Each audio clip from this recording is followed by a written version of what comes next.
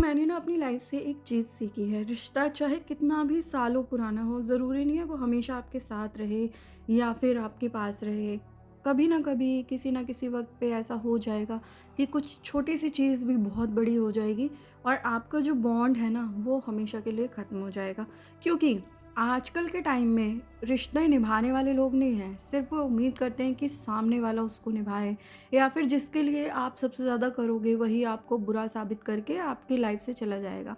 और यही हमारे लाइफ के ना कैरेक्टर्स होते हैं, मतलब कि कोई आया और वो आपको कुछ सिखा के चला गया, है ना? क्योंकि ये बहुत बड़ी ज़िंदगी है, ये ज़िंदगी नहीं है, एक सफ़र है जिसको हम इसलिए ना एफ़र्ट्स वहाँ करो जहाँ आपके एफ़र्ट्स की कदर हो, जहाँ नहीं हो वैल्यू वहाँ बिल्कुल साइड हट जाओ।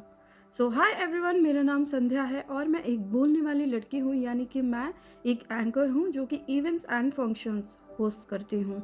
सो गेस व्हाट, आज मैं जा रही हूँ फिर से एक और हल्दी फंक्शन होस्ट करने के लिए और फिर शाम को इनका मेहंदी का फंक्शन भी है। So welcome back to my channel and my another event blog. कैसे हैं आप सब? उम्मीद करती हूँ आप लोग अच्छे होंगे, बेहतर होंगे, मस्त होंगे, स्वस्थ होंगे, अपना ख्याल रख रहे होंगे और ये बहुत ज़्यादा ज़रूरी भी है। यहाँ पर चल रही है हमारी ब्यूटीफुल ब्राइड की हल्दी सेरेमनी, यानी कि हल्दी रिचुअल्स। तो ये इवेंट पे जाने से पहले ना इतना दिमाग ख़राब हुआ है ना मेरा, मैं आपको क्या बताऊँ। कभी-कभी चीज़ें इतनी नेगेटिव हो जाती है ना, लेकिन बाद में ऐसा कुछ नहीं होता जैसा हमें लग रहा होता है ना कि अरे स्टार्टिंग में ही ऐसा हो गया, पहले इतनी नेगेटिविटी हो गई, जाने के बाद क्या होगा, ये वो ब्ला ब्ला ब्ला। बट मुझे कभी-कभी ऐसा लगता है ना कि हम लोग कभी-कभी गलत भी साबित हो सकते हैं। एक्चुअली इस इवेंट पे जाने से पहले ही ये इवेंट मेरा फाइनल हो गया था कुछ दिन पहले ही, और इसी दिन के मेरे पास और भी इवेंट्स आए थे जो मैंने मना कर दिए थे क्योंकि मैंने इस इवेंट के लिए हाँ कर दिया था, यानी कि फंक्शन के लिए हाँ कर दिया था।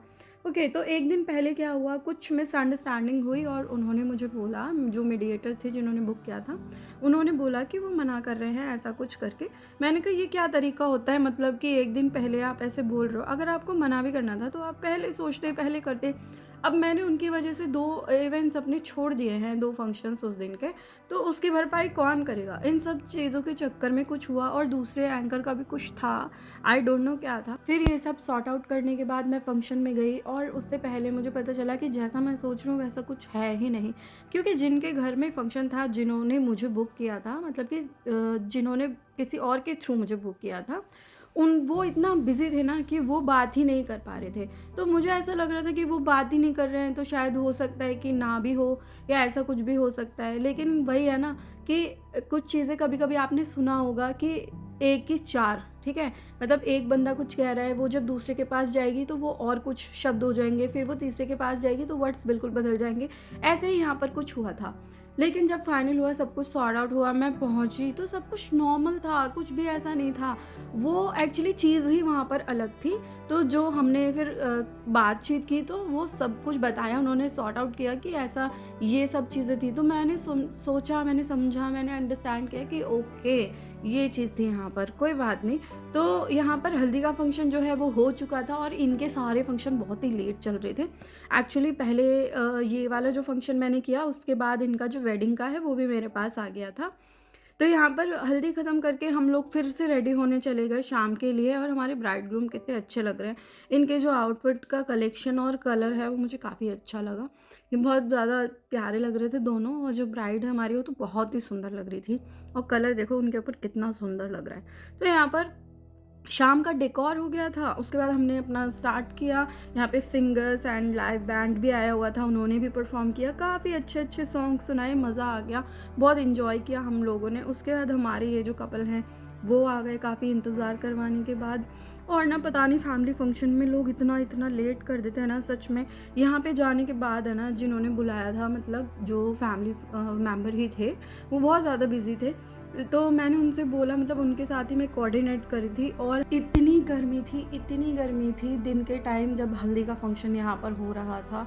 सच में इतना बुरा हाल हो गया ना सबका गर्मी की वजह से। वो तो बड़े-बड़े वो कूलर्स जो होते हैं वो लगे हुए थे जगह-जगह, और लकीली कि उनमें से ठंडी हवा आ रही थी, गर्म हवा नहीं आ रही थी, वरना हम लोग पता नहीं पागल ही हो जाते या क्या ही हो जाता। हमारा बुरा हाल हो गया उस दिन तो सच में पसीने से, और गर्मी इतनी ज़्यादा, ऊपर से आउटडोर में फंक्शन, ऊपर से धूप, गर्मी, सब कुछ एक साथ, मूड ही ऑफ हो गया। बट ठीक है, कोई बात नहीं, कब होता है कभी-कभी, पर टाइम काटना मुश्किल हो जाता है। तो उनको भी समझ नहीं आ रहा था कि कैसे क्या है नहीं है। बट मैं एक एंकर हूँ, मुझे अपना फ़र्ज़ और काम अच्छे से पता है, तो मैंने अपने अकॉर्डिंगली ही सब हैंडल किया।